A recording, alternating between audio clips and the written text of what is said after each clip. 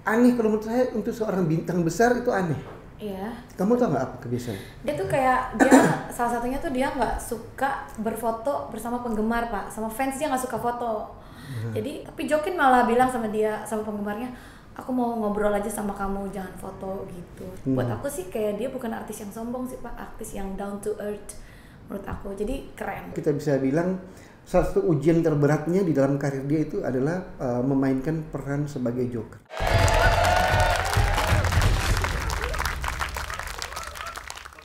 Ada lagi hal yang lain yang aneh. Iya.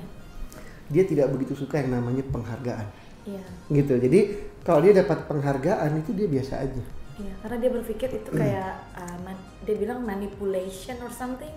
Iya, jadi ada orang mungkin merasa bahwa itu ada sebuah mungkin motivasi utama itu buat dia bukan penghargaan, tapi datang dari dalam diri kita sendiri. Itu motivasi utama. Tapi kan mungkin award itu kan award itu mungkin bagus juga dong Pak ya. Harusnya menjadi motivasi. Kalau buat kebanyakan aktor menjadi motivasi. Gitu. Tapi dan kalau untuk juga yang bikin film juga kan termotivasi juga untuk filmnya supaya menang, benar gak sih Pak? Betul. Nah sebenarnya itu ajang motivasi, tapi buat dia dibilang enggak. Barometer terpenting bukan datang dari luar, orang lain yang mengapresiasi kamu, datang dari dalam diri kamu, dari kepuasan diri kamu, dari hasil. Jadi buat dia kalau menang penghargaan, dia dapat Oscar, dapat Golden Globe, itu mungkin hanya sebagai bonus buat dia. Tapi memang dia serius, dia bilang tidak perlu sebuah penghargaan, sebuah trofi itu yang memotivasi dia. Cukup dia men-treat segala sesuatunya dengan serius. Ketika dia dapat peran, dia akan jalankan dengan serius. Buat dia itulah penghargaan terpenting. Ketika dia serius masuk ke dalam sebuah peran dan filmnya meledak, itu udah penghargaan buat dia. Buat diri dia sendiri. Iya, Joker itu menghasilkan 1,74 miliar dolar gross revenue domestik dan internasional. Gila nggak? Itu luar biasa. Seluruh dunia ya? Seluruh dunia. Domestik di Amerika sana dan worldwide itu 1,74 miliar dolar. Itu penghasilan dari film Joker tahun kemarin itu. Karena film Joker itu kan dari komik ya Pak ya. Terus mungkin audiensnya, maksudnya apa sih target viewersnya itu dari kecil sampai orang dewasa kan? Orang jadi dewasa. semuanya tuh memang keren banget sih. Ya, cuman kalau Joker yang sekarang ini emang ada beberapa film Joker itu yang memang tidak boleh ditonton oleh anak-anak. Karena ada segi jadi ada psikopatnya, ada kekerasannya. Memang contoh yang nggak baik ya. Ada contoh yang nggak baik situ. Ketika dia dapat tawaran film untuk Joker ini, kan ada bagian-bagian tertentu di mana dia harus terlihat kurus, di mana dia harus terlihat agak psikopat. Itu semua dia latih sendiri loh. Tanpa belajar dari siapapun. Otodidak. Dia masuk ke dalam peran itu tersebut. Dia masak sendiri itu perannya ya di dalam diri dia. Ada satu adegan di mana dia harus terlihat kurus dan tulang-tulang badannya harus kelihatan. Dia menurunkan berat badan dia 23 kilo. Sampai seperti itu ya. Untuk melakukan scene itu, adegan itu. Gitu. Jadi itu benar-benar asli. Itu dia dari niat dia sendiri. Satu, kedua, kalau ada adegan-adegan berbahaya yang di film Joker kemarin, itu nggak pakai stuntman. Dia sendiri lakukan adegan bahaya itu sendiri ya. Ada adegan dia lari-lari ketabrak mobil, itu dia latihan sendiri. Jadi dia nggak mau pakai stuntman.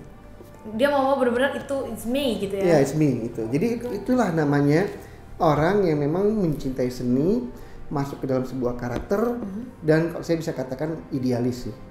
Iya, idealis boleh-boleh aja, tapi jangan terlalu ke dalam juga. Karena takutnya makan diri sendiri ya. Betul. Nah, umumnya sebelum ini kan ada beberapa sequel film Joker sebelumnya. Itu rata-rata yang memerankan Joker itu pasti ada konsultasi dengan yang namanya psikolog. Arthur, does it help to have someone to talk to?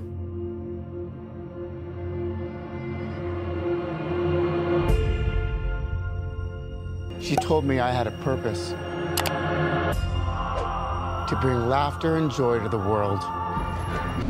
Untuk seorang yang terkena misalnya efek kejiwaan, itu seperti apa ekspresinya? Oh, dia ya tanya kan? langsung ke. Enggak, tapi kalau Joaquin Phoenix enggak. Kalau yang sebelumnya tanya ya. Iya, aktor sebelumnya tanya, konsultasi ke psikolog, ini harus bagaimana, ini harus bagaimana, ketika kondisi ini harus bagaimana efek dan reaksinya kayak gitu. Dia nggak mau Dia tidak nanya, dia tidak ke psikolog, dia sendiri yang mempelajari semua karakter tersebut. Dia mau jadi diri dia sendiri. Betul, juga, betul, itu betul. Ya. Jadi dia nggak mau kayak someone get involved juga jadinya. Betul. Ya udah this is me, ya udah ini Joker versi me gitu. Waktu dia dapat tawaran Joker itu kalau biasanya kalau mungkin kalau aktor top banget itu tawarannya dapat honornya jutaan dolar, iya kan? Miliaran. Dia kemarin tuh dibayar cuma 4,6 juta US dollar. 4,6 juta. Iya. Itu sekitar 64 miliar guys. Iya, kalau dirupiahin, dirupiahin. dia satu film itu dapat 64 miliar. Tetapi filmnya meledak, dia dapat lagi tambahan insentif dari produsernya. Wow. Seorang aktor biasanya kalau mempelajari sesuatu dengan sangat serius dan dalam, tujuannya tau nggak apa? Mendapatkan penghargaan. Kalau nggak Oscar, Golden Globe. Tapi dia bukan itu tujuannya. Apa? Dia pengen menjadi Joaquin Phoenix yang terbaik sebagai aktor. Makanya dia rela, dia hampir jadi gila di film itu. Karena mempelajari cara ketawanya, cara ini, cara itu, dia hampir jadi gila. Karena Joker kan kayak psikopat gila juga ya Pak ya. Jadi Iya. dia kayak hampir gila juga, sampai hampir gila untuk menangani film itu. Betul. Wow, itu sih makanya kita kan cuma sebagai penonton, kita melihatnya kayak ya udah. Tapi di balik itu semua ternyata amazing, ada kerja keras di situ yang benar luar biasa yang mungkin kita juga nggak bisa ngelakuin itu. Betul. Tapi Joaquin Phoenix bisa, amazing. Bisa. Udah terbukti kok. Dan dia berhasil, dia mendapatkan peran dirinya yang terbaik. Nama Joaquin Phoenix pun ngangkat banget. Ya kan, penghargaan di mana-mana. Jebol di mana-mana gitu kan. I don't know why everyone is so rude. I don't know why you are. I don't want anything from you. Maybe a little bit of warmth, maybe a hug, Dad. What is it with you people? Tahu nggak Hani, kira-kira film apa yang terbaik punya dia? Salah satunya adalah Gladiator yang di tahun 2002 tuh Pak. Tadi kan kita udah bahas dia sebagai Commodus. Oke. Itu salah satu. Kalau salah duanya? Iya, itu ada lagi film berjudul Sign di tahun 2002 juga sama dia sebagai Meryl Hess.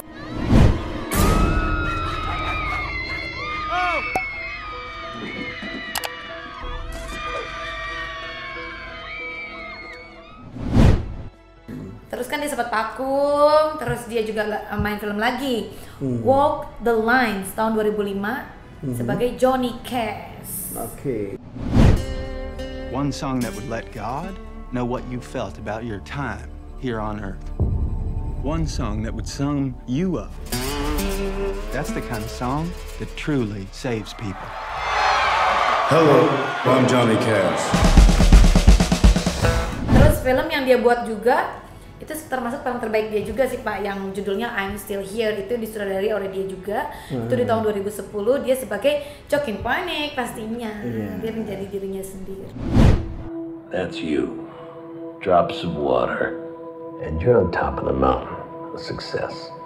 But one day you start sliding down the mountain and you think, wait a minute, I'm a mountaintop water drop. I don't belong in this valley, this river. Terus 2013 dia bermain film Her, itu juga film terbaik sampai dia bertemu dengan tunangannya kan.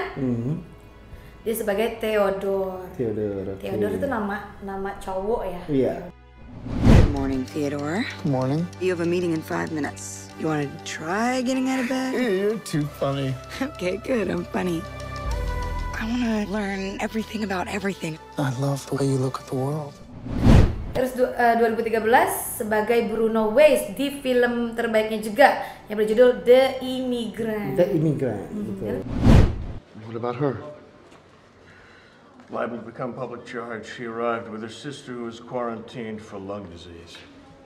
Best of luck to you. Sir, can you help me? Ma'am, you were in the exclusion line. Yes. Did they explain to you what that meant? Yes.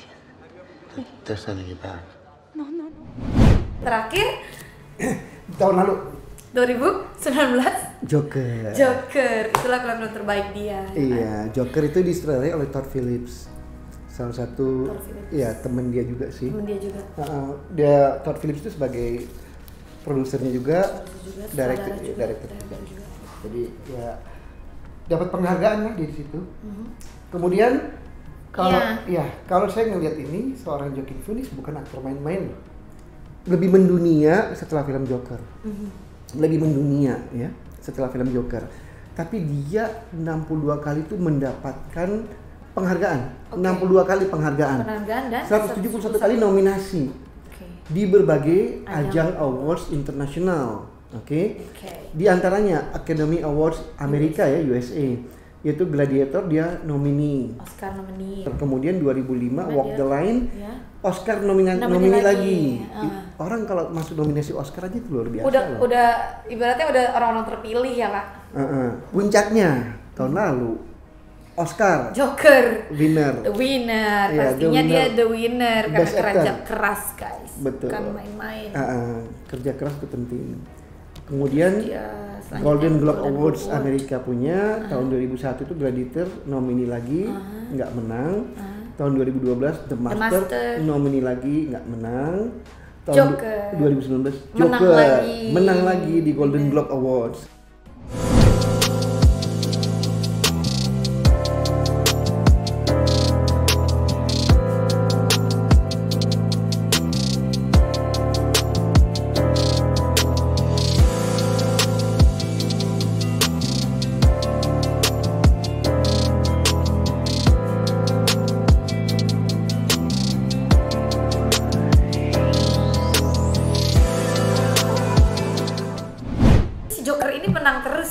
Amin.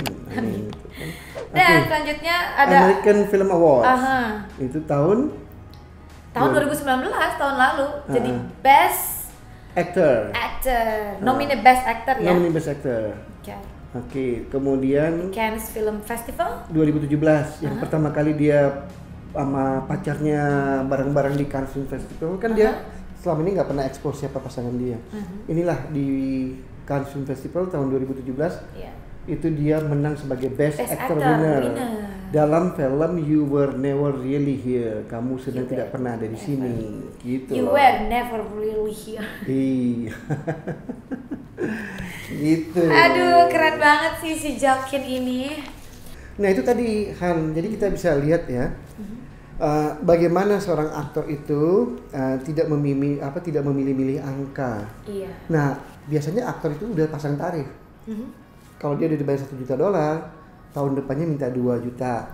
Begitu ada tawaran lebih murah, kamu tahu nggak saya punya harga berapa? $2 juta, saya nggak mau kurang dari itu. Iya, atau udah $5 juta, masa mau dibayar 850.000 kan jauh banget kan? Jauh gitu. banget. Nah jadi itulah aktor idealis, seniman tulen, tidak akan melihat angka. Nah saya sarankan Hani juga begitu ke depannya.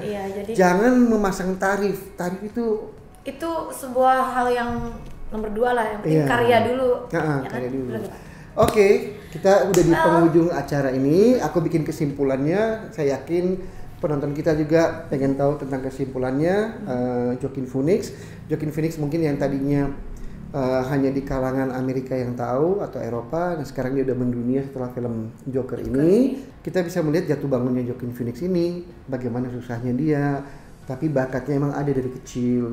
Bagaimana dia berada di lingkungan yang salah, dia berani memberanikan diri keluar. Kemudian bagaimana dia membangun karirnya, bagaimana ada trauma-trauma dalam kehidupannya, bagaimana dia membuat dirinya makin serius dan berkarakter dalam memilih peran. Jadi buat kita semua menjadi pembelajaran bahwa kalau kita mau jadi sesuatu yang terbaik dalam bidangnya, kita jangan memasang sebuah tarif, kita kerjakan dari hati kita. Ketika kita suka ceritanya, kita mau nggak dibayar karena kita suka ceritanya, why not? Ya kan? Nah ini semoga menjadi pembelajaran buat kita semuanya. Jangan lupa tagline kita, if they can do, jika mereka bisa, you can do, kalian juga bisa.